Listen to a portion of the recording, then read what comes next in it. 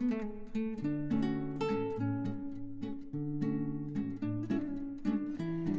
Morning everyone, আমি সৌমি আর আমার চ্যানেলের আরও একটি নতুন ব্লগে আপনাদের সবাইকে স্বাগত।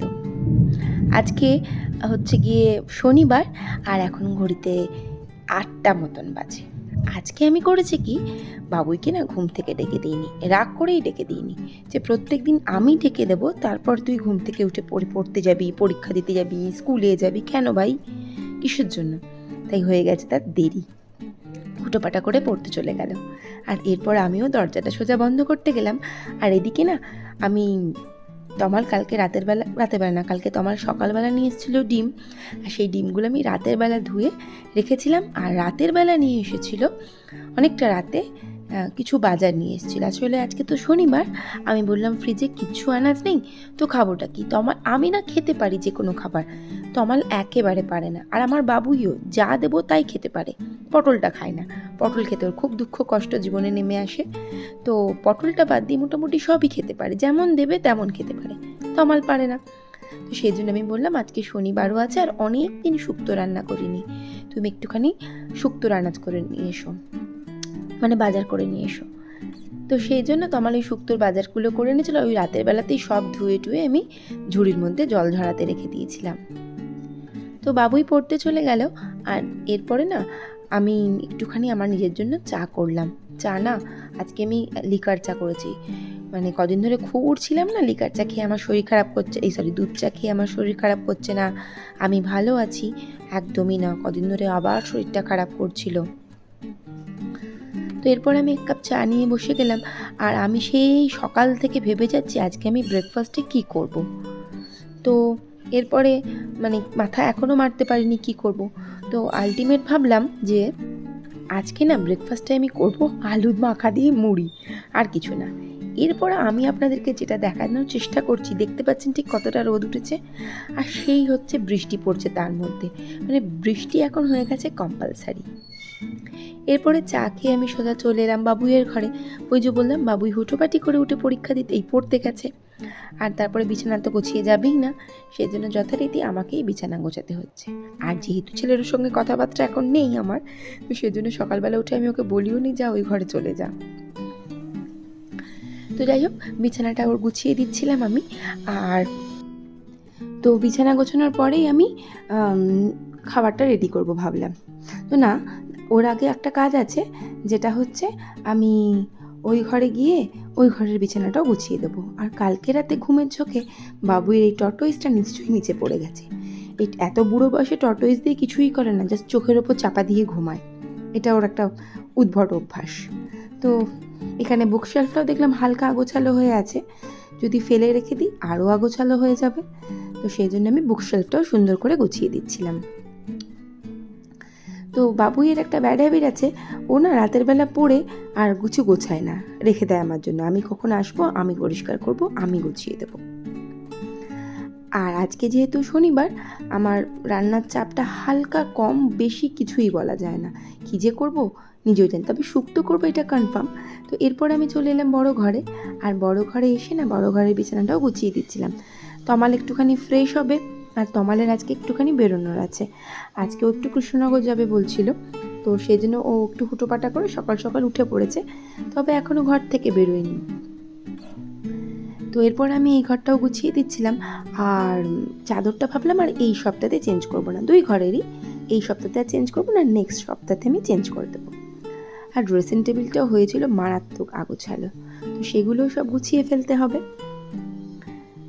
আর এই যে এটা হচ্ছে আমার ওই কানে দিয়ে সব গান ফান শুনি, আমি গল্প টল্প শুনি, গান শোনার থেকেও গল্পটাই সবচেয়ে বেশি শুনি। তো আমার ইয়ারডোপসটা আমি ওইদিকে ফেলে দিলাম ছুঁড়ে, মানে খাটের ওপরে ডেফিনেটলি। আর এইদিকে ড্রেসিং টেবিলটাও গুছিয়ে নিচ্ছিলাম। আসলে এই কাজগুলো তো রোজ করার, দু একদিন যদি না করি ব্যাস হয়ে যায় গন্ডগোল। আর এই যে ঝাঁটানোর মুড়ো দুটো চুল আছে, সেই চুলগুলোকে একটুখানি ঠিকঠাক করে নিচ্ছিলাম, কারণ এবার আমাকে রান্নাঘরের কাজ করতে হবে, রান্নাঘরে ঢুকতে হবে। আর আজকে না হঠাৎ ওই রকম রোদ বৃষ্টির মধ্যে বেজায় গরম লাগছিল। আর এখানেও বইয়ের জায়গাটা, মানে যে কটা বই থাকে একটু আগোছালো হয়েছিল, তো সেখানটাও আমি পরিষ্কার করে দিলাম। এরপর ওই যে বললাম আলু মাখা দিয়ে মুড়ি খাবো, তো আলুটা একটুখানি পেঁয়াজ মানে ভেজে আর শুকনো লঙ্কা ভেজে আলুটা মেখে নিচ্ছিলাম। হেভি টেস্টি লাগে আমার, মানে আমার কেন, আমার বাড়িতে সবার, তমাল বাদ দিয়ে অবশ্যই। ওই যে বললাম না আগের দিন, কেউ সুগার পেশেন্ট বলে নয়, ও আলুটা খেতে একটু কমই ভালোবাসে, আর আমি আর আমার ছেলে খুব ভালোবাসি, সেজন্য একটুখানি মুড়িটা আলু দিয়ে মেখে খেয়ে নেব। এদিকে খাওয়া দাওয়াটা আমার কমপ্লিট হয়ে গিয়েছিল, আর কিছু যে বাসন পড়েছিল ভাবলাম চলো সেই বাসন টাসনগুলো এক এক করে মেজে ফেলি। আসলে সংসারের তো অনেক কাজ থাকে, কাজের তো আমাদের আর শেষ নেই, মানে চোখটা খোলা মাত্রই চোখ ডলতে ডলতে আমাদের ভাবতে হয় যে কি রান্না করব, এরপরে কি কাজ আছে, তারপরে কি কাজ আছে। আসলে সংসারের নিয়মই এটা। আপনি যদি কারোর মন জুগিয়ে চলতে পারেন, আপনার মতো লক্ষ্মীমন্ত বউ বা লক্ষ্মীমন্ত মানুষ দুনিয়ায় দুটো নেই। আর যদি তার মন জুগিয়ে না চলতে পারেন, তাহলে কিন্তু সঙ্গে সঙ্গে একটা ট্যাগ আপনার গায়ে লেগে যাবেই যাবে যে সারাদিন করোটা কি। এটা কিন্তু সবার ক্ষেত্রে হয়। আরও একটা জিনিস আমি খেয়াল করি, আপনি ধরুন কাউকে কিছু দিচ্ছেন, বা আমি নিজের ক্ষেত্রেও বলছি যে আমাকে যদি কেউ কিছু দেয় তাহলে সে ওয়াও কি ভালো, আর না হলেই সে খারাপ। যাই হোক, জীবন তো জীবনের মতন চলবে। আসলে না, আমি খুব কাছ থেকে কিছু মানুষকে দেখেছি, মানে যাদের সংসারে এরকম ধরনের হয়। মানুষটাকে আমি দেখেছি একদম মুখ বুজে খেটে যেতে, চুপচাপ কোনো কথা না বলে, খুব কাছের মানুষকেই দেখেছি আমি, কিন্তু সে যদি সামান্য একটা রুটিও ব্যাকাচোরা বেলে না, তাকে তারও কাছের মানুষ, আমি নাম নিচ্ছি না কোনোভাবেই, কোনো সম্পর্কেরও নাম উল্লেখ করছি না, শোনাতে ছাড়ে না যে রুটিটা ঠিক করে বেলতে শেখোনি, বাড়িতে মা কি শিখিয়েছে। ঠিক একইভাবে কিন্তু এই কথাটা তাকেও বলা যায়, আপনি শিখিয়ে দিন, আপনিও তো, যাই হোক বাদ দিন, এরকম টাইপের কথা কিন্তু সংসারে আমাদের চলতেই থাকে। তো এসব ভেবে বসে থাকলে তো হবে না, জীবন আমাদেরকে এগিয়ে নিয়ে যায়, আর আমাদেরকে এগিয়েও যেতে হবে, চুপচাপ বসে থাকলে হবে না। তো এই যে বললাম আজকে শুক্তো করব, আর যতগুলো আনাজ দেখছেন আমি শুক্তোর জন্য রেডি করেছি, প্রত্যেক কটা আনাজ কিন্তু আমি ভেজে নেব। যেমন এখন আমি যেটা ভাজছি হচ্ছে গিয়ে রাঙা আলুটা ভেজে নেব। রাঙা আলু ভেজে তোলার পর আমি এর মধ্যে দিয়ে যা আছে সমস্ত আলু আনাজ যা যা আছে সব ভাজবো। তো আপাতত না আজকে আমি মুগ ডাল, মানে কাঁচা মুগ ডাল টমেটো দিয়ে করব ভেবেছি, তো সেজন্য মুগ ডালটা একটু ধুয়ে বসিয়ে দিচ্ছিলাম। আর এদিকে আমার কি বলবো, ওই রাঙা আলুটা ভাজা হয়ে গিয়েছিল, এবার আমি এর মধ্যে আলুটা দিয়ে দিলাম, আলুটা একটুখানি ভেজে নেব। তো আলুটা একটুখানি হোক, আর এদিকে না আমি একটা মানে ওই শুক্তোতে দেওয়ার জন্য একটা মশলা রেডি করেছিলাম, যেটা হচ্ছে মৌরি আর রাঁধুনি, ওটা ড্রাই রোস্ট করেছিলাম, তারপরে ওটাকে একটুখানি ওই খলনুড়িতে বেটে নেব। আর এদিকে ডালটা বসানোর জন্য আমি একটু লবণ আর হলুদ দিয়ে দিয়েছিলাম প্রেশার কুকারের মধ্যে, ভালোভাবে সিদ্ধ হয়ে গেলে ডালটা আমি নামিয়ে নেব। প্রেশার কুকারটাও আমি টাইট করে দিলাম। আর এদিকে আলুটাও কিন্তু দেখতে দেখতে আমার অনেকটা ভাজা হয়ে এসেছে। আর এদিকে আমি খলনুড়ির মধ্যে ওটাকে খুব ভালো করে গুঁড়ো করে নেব। আসলে না আজকে আমি ওই মিক্সির যে বাটিটা হয় ওর মধ্যে আমি বাকি জিনিসগুলো ভিজিয়ে দিয়েছি, মানে শুক্তোর যে বাকি মশলা যেটা আমি দেবো শুক্তোতে সেটা ভিজিয়ে দিয়েছি। আর এই যে কথা, উচ্ছেটাও কিন্তু আমার ভাজা হয়ে গিয়েছে। তো উচ্ছেটা ভালো করে ভেজে আমি তুলে নেব, খুব ভালো ভাজা নয়, হালকা করে একটা ভেজে তুলে নেব। আর এর মধ্যে আমি একটুখানি রাঁধুনি আর খুব সামান্য পরিমাণে মেথি আমি এটা ফোড়ন দেব। অনেক সময় আমি সর্ষেও ফোড়ন দিই।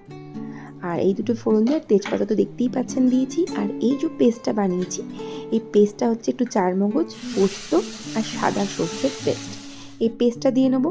আর এর মধ্যে একটু নাড়াচাড়া করে আমি ডাঁটা দিয়ে দেবো। ডাঁটাটাকেও খুব ভালো করে নাড়াচাড়া করব তেল ছেড়ে যাওয়া অবধি। তারপরে আমি সমস্ত ভাজা ভাজা আনাজগুলো দিয়ে দেবো। সমস্ত নয়, এখানে আমি কি বলবো, উচ্ছে আর বেগুনটা বাদ দিয়ে দিয়েছিলাম।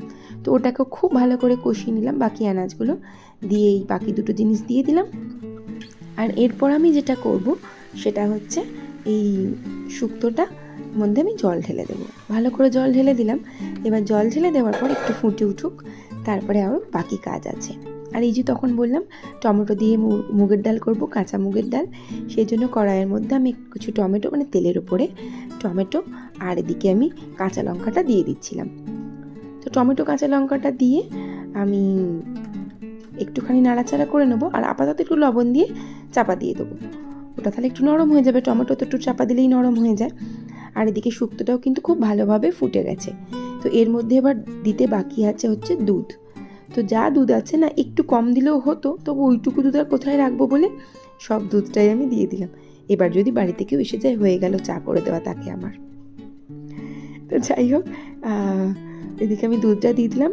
এবারে ফুটে গেছে দুধটা দিয়ে আমি একটুখানি লবণও দিয়ে দিয়েছিলাম, আর অবশ্যই চিনি দিয়েছিলাম, যেটা আপনাদের সাথে আমি শেয়ার করিনি, কিন্তু আমি দিয়েছিলাম। তো এবারে ফুটে যেহেতু গিয়েছিল, সেই জন্য আমি গ্যাসটা অফ করে দিলাম, দিয়ে এর মধ্যে ওই ভাজা মশলাটা দিলাম আর দিলাম ঘি। এবার এই যে ফাইনাল লুক হচ্ছে শুক্তোর আমার একদম এরকম, খেতে না পুরো বিয়ে বাড়ি। তো কমপ্লিট ওদিকে। আর এদিকে আমার মুগের ডালটাও আমি বসিয়ে দিলাম। মুগের ডালের মধ্যে একটু চিনি, ঘি, লবণ আর ব্যাস এটাই। আর একটা ভাজা মশলা থাকে যেটা আমি দিই। এই ডালটার রেসিপি আমি একদিন পারলে আপনাদের সাথে শেয়ার করে দেবো। এদিকে মুগের ডালটাও ফুটে উঠেছে, আর আমার রান্নাঘরের কাজ আস্তে আস্তে শেষ হয়ে আসছে। তবে এখনও একটু বাকি আছে, যেটা হচ্ছে একটু পোস্ত করব। ডালটা খাবো কি দিয়ে, আজকে তো নিরামিষ। তো শুক্তোটা ঢালার পরে ডালটাও আমি ঢেলে দিলাম, আর রইল বাকি রান্নার মধ্যে পোস্ত। তো এই যে পোস্তটাও কিন্তু আমার একদম হয়ে গেছে। আমি না পোস্ত সচরাচর জল দিই না, আবার যেদিনকে জল দিই সেদিনকে জল দিয়েই করি, সব কিছু একসাথে তুলে দিয়ে। এরপরে তেলের ওপরে